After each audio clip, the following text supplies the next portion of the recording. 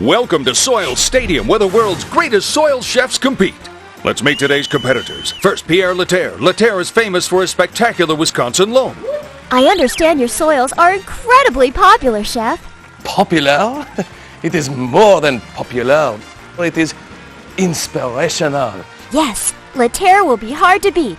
But if anyone is up to the challenge, it's Sandy Marsh. She created many of the soils in the state of Washington. Sandy, you work a lot with volcanic ash.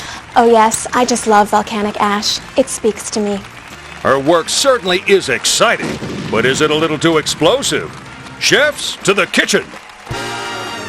So now, let's meet our judges. From the forests of New England, that renowned reptile, Quincy Carapace. They'll have to move mountains to impress me. And all the way from the bogs of Canada, Mr. Methane himself, Gassy Gallagher. And finally, please welcome the lovely hermit thrush, Sylvania. And now, we are ready to reveal today's secret ingredient. Sand! Chefs, you have just 6,000 years to create a unique soil from sand. Bang a gong, the battle is on. A quick word about this ingredient. It's mostly sand, but also has minerals rich in iron that give it that distinctive color.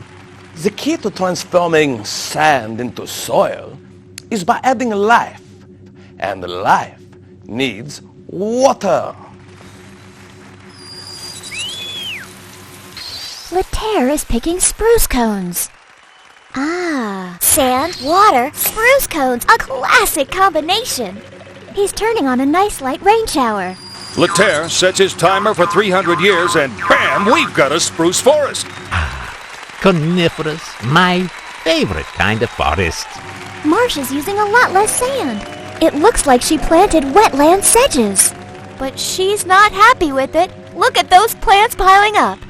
Sandy, what are you going to do now? I'm going to mix it up with a pinch of bacteria and a dash of yeast. These microbes are teaming up to break down plants and pump out methane gas. Oh, yeah! Gee. I see you've got a layer of needles and wood. What's your next move, Pierre? I will break it down naturally with just a pinch of fungus spores.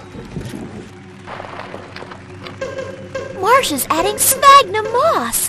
That stuff doesn't break down underwater. The bog is just growing and growing. Now she's trying to slow down decomposition even more by making it colder. It's taken on a life of its own. It looks like Sandy has created a bog. Nice finish. What's Laterre up to?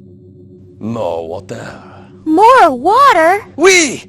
More water! As water flows through the dark humus, it comes out tea-colored and washes out the red iron. This colors the lower layers red and brown. Look at those layers. And time is up. Two very different chefs, two very different soils. Leave it to Sandy Marsh to get a bog to erupt. I can't help myself. It's what I do best. Laterre's created a spodosol, a sandy forest soil common in New England. Marsh created a histosol, an organic wetland soil common in cold places like northern Canada. Serve cold, folks, or it will melt and collapse. Which one will the judges like better? This spotted sole is the best I've seen. Excellent for buttering. Laterre's got my vote. Spotosol? You wouldn't catch me dead in that. Too much oxygen gets into that dry soil. It's deadly for a methane maker like me. I'll take the histosol soil any day. The bog soil is wet and oxygen-free. Yeah, that's what I'm talking about. Yeah. It's down to you, Sylvania. Well, I tour a lot, so I try a lot of soils. Peat bogs are great in the summer, but during the winter months, nothing beats a New England forest. So, I like both. A tie. Two completely different but equally marvelous soils that both started with the same ingredient, sand.